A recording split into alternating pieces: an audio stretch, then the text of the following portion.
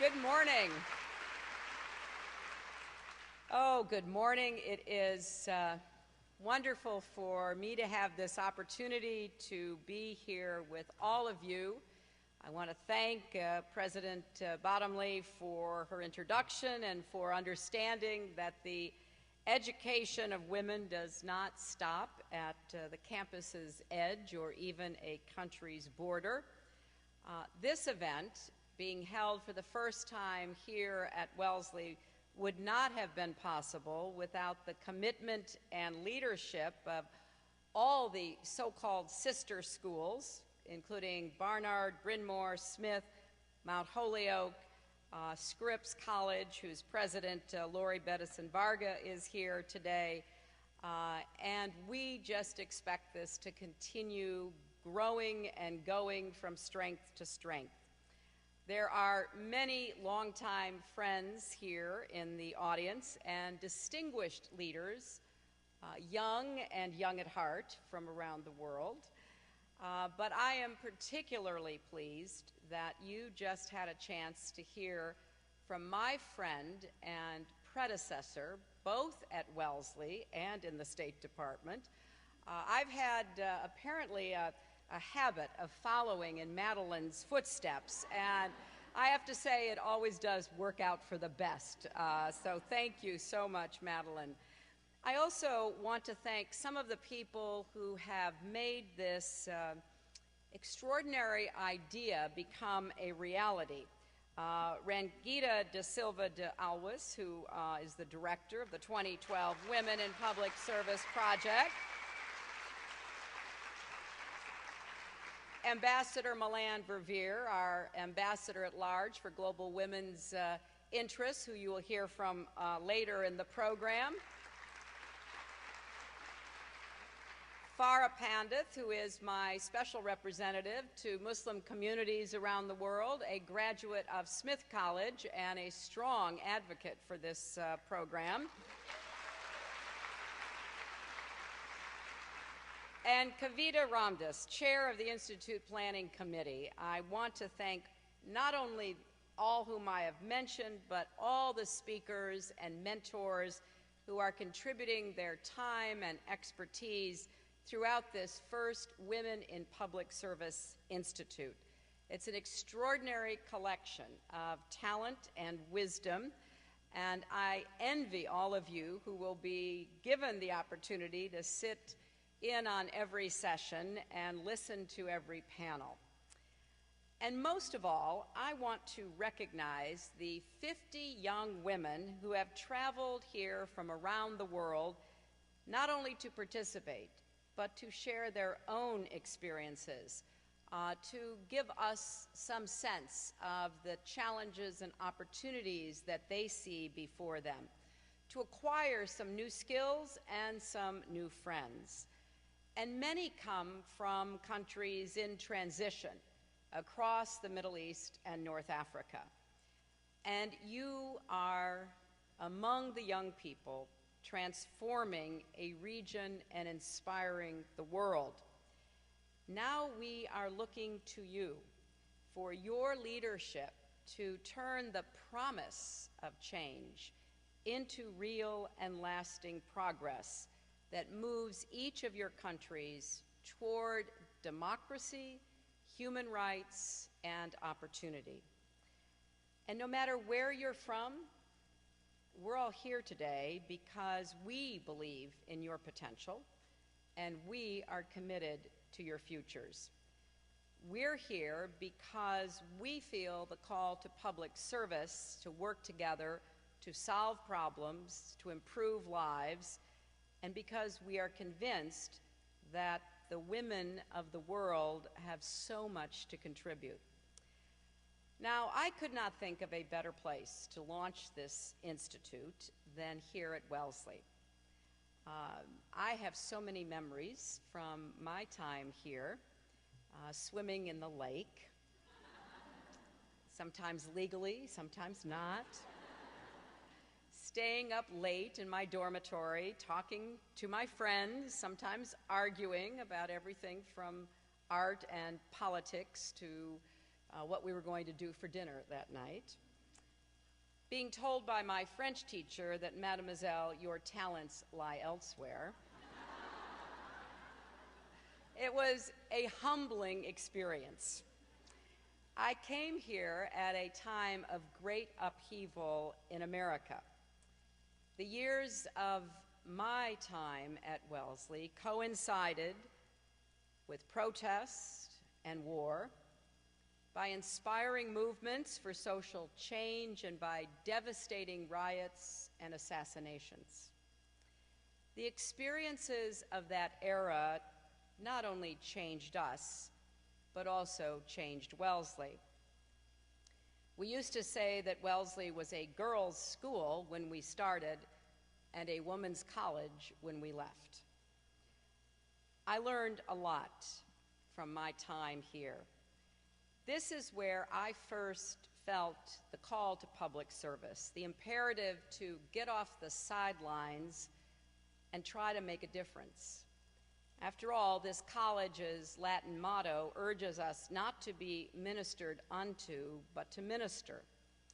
And it was here that I began to gain the confidence and the skills to get involved, to pursue new and different ways to solve problems, to speak up, to be heard.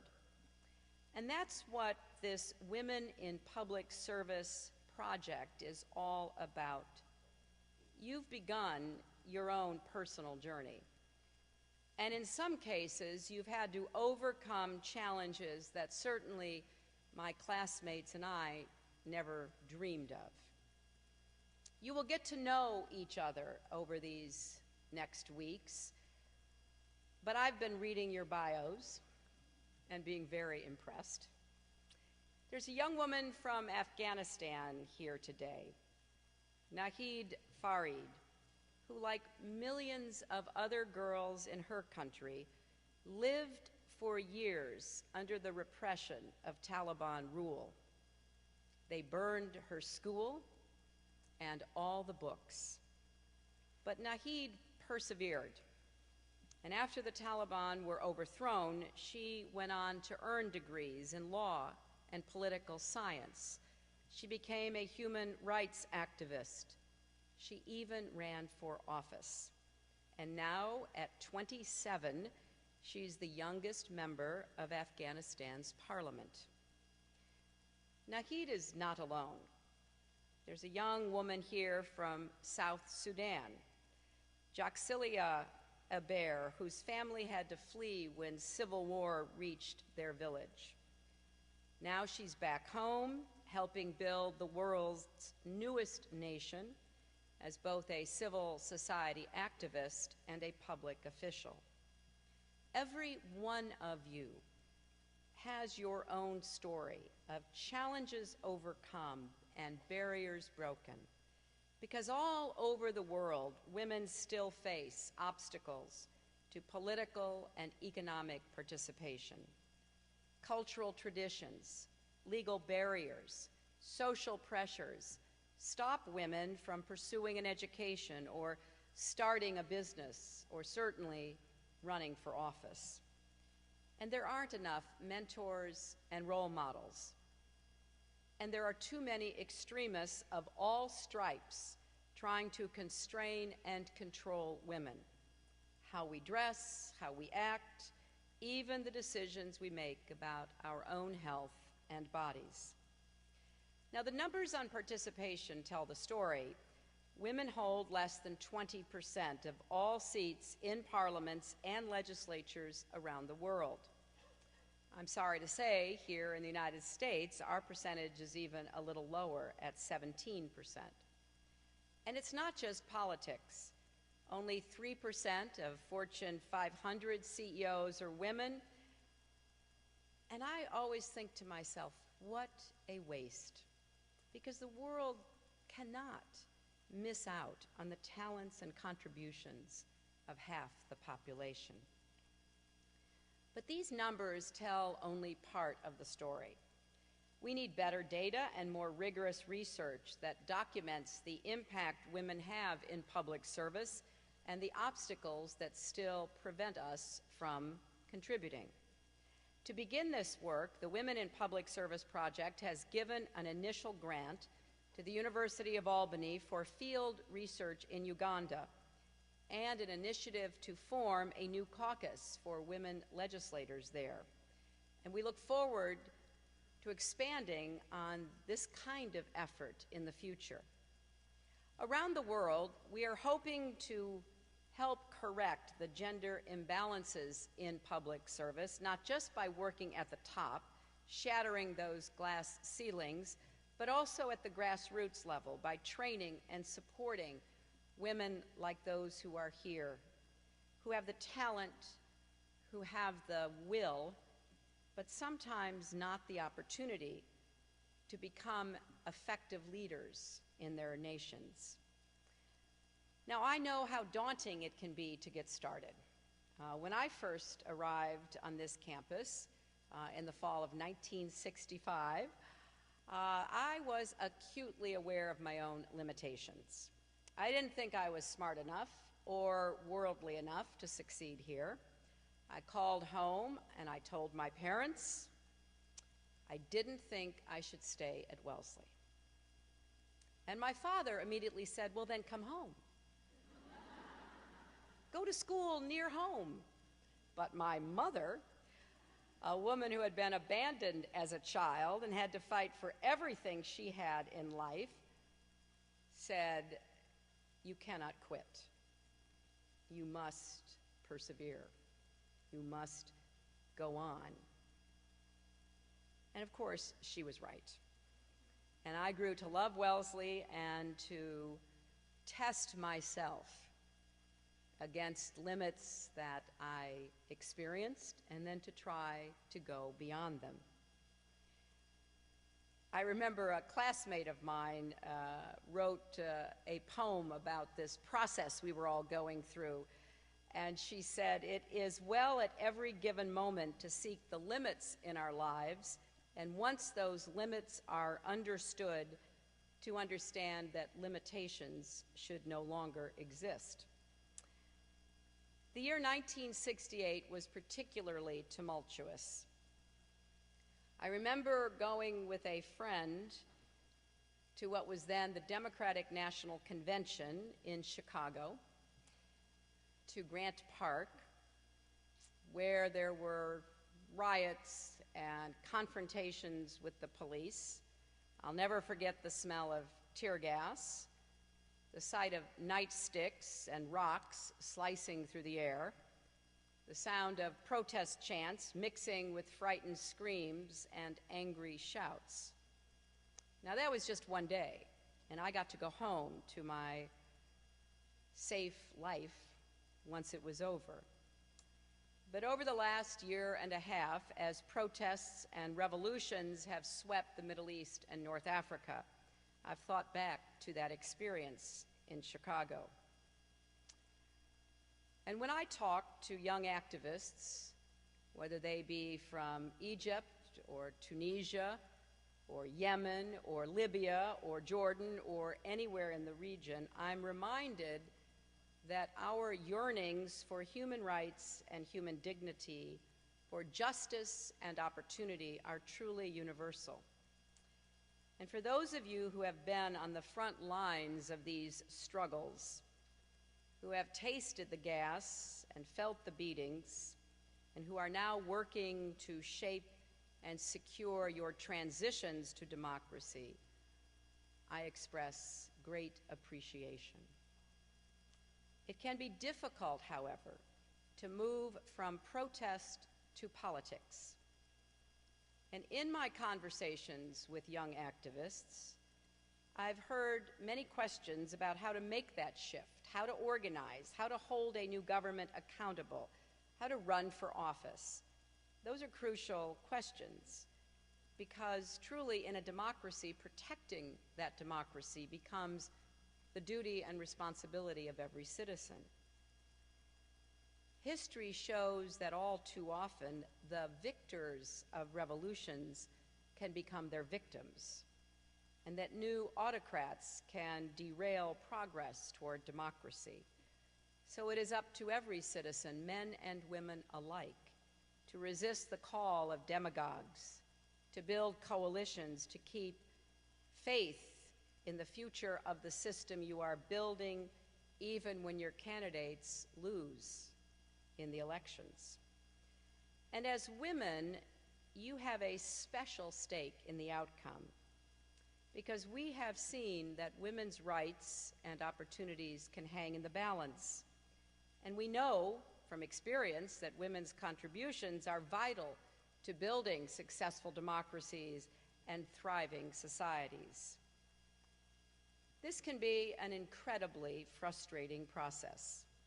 After the riots and assassinations of 1968, my classmates and I wrestled with whether political action is ultimately worth the pain, the struggle, the compromise.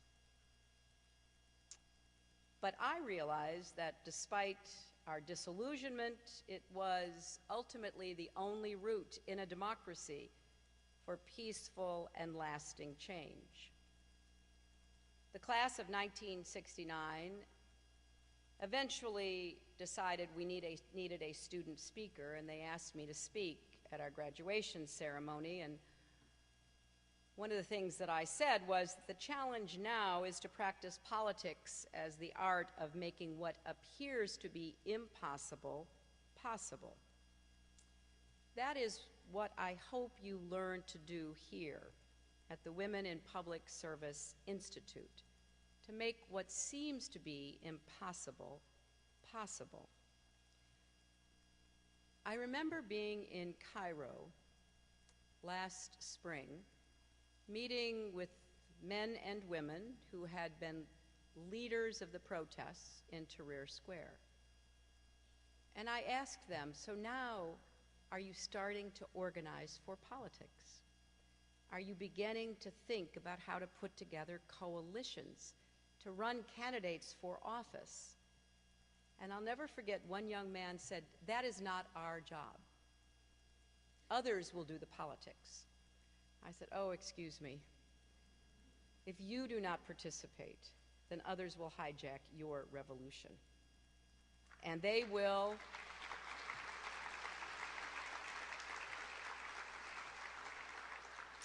very often begin from the first day to undermine the hopes and aspirations that you were protesting for. Over the coming days, you will work with leading experts and academics and have the chance to build these relationships that can give you additional insights. You'll hear from a wide range of women leaders from inside and outside government, women who have organized social movements and civil society organizations, who have started businesses, run for office, and defied the odds throughout their lives. And each of you will be paired with a mentor who will stay in close contact with you after you return home. There will be seminars on practical skills like how to move legislation through a parliament or hold a press conference, sessions on how to organize grassroots networks and how to lobby public officials, discussions about major challenges like increasing women's participation in peace negotiations and post-conflict decision-making. I'm very pleased that Dell Computers is one of our sponsors, because each of you will be given a laptop loaded with software and tools for grassroots organizing and networking. And Dell is also providing training on how to use social media and other connection technologies for effective advocacy and communications. So by the time you leave Wellesley, I hope that you will not only have some new tools and connections, but even more importantly, new confidence and determination. Because this, as you know so well, is only the beginning. The real work lies ahead for each of you back home. I also hope that the Women in Public Service Project will continue going and growing as well. The Summer Institute will rotate to each of the founding Seven Sisters colleges in the coming years, and these schools have created a foundation that will sustain and coordinate this effort for the future. And that's not all. Later this summer, the Asian University for Women in Bangladesh will host another conference for women from across South Asia. The State Department will also sponsor 2 summer institutes for women student leaders at Simmons College and St. Mary's in Indiana. Then in the fall, Smith College, in collaboration with the State Department and the French government, will organize a gathering focused on women's leadership in public health around the world. And early next year, 3 women's colleges on the West Coast, Scripps, Mount St. Mary's, and Mills, will welcome young women leaders from Latin America. So there's a lot to do, and it all depends on you. And let me leave you with one last memory. One of my classmates at Wellesley, and still a friend of mine today, was the granddaughter of one of America's greatest diplomats, the former Secretary of State, Dean Acheson. 4 years later, right before graduation, I was introduced to him. And I was pretty nervous about making a speech the next morning. But Secretary Acheson shook my hand and said, "I'm looking forward to hearing what you say." And that made me even more nervous. Well, today, I'm saying to each of you, I am looking forward to hearing what you have to say, and to seeing what you will accomplish, and to admiring the progress that you will achieve. And I want you also to know that the United States will stand with you as your partner and as your supporter, as you do what is necessary to secure democracy and the universal human rights that every human being is entitled to. So I thank you. I thank you for coming to be part of this, our first event. I thank Wellesley for hosting and for nurturing generations of young women like Madeleine Albright and myself. And I am thrilled that there is such an outpouring of support from around the academic world, not only here in the United States, but globally, to give you what you need to help you make the decisions that are right for you as you continue your own journey of leadership and service. Thank you all very much.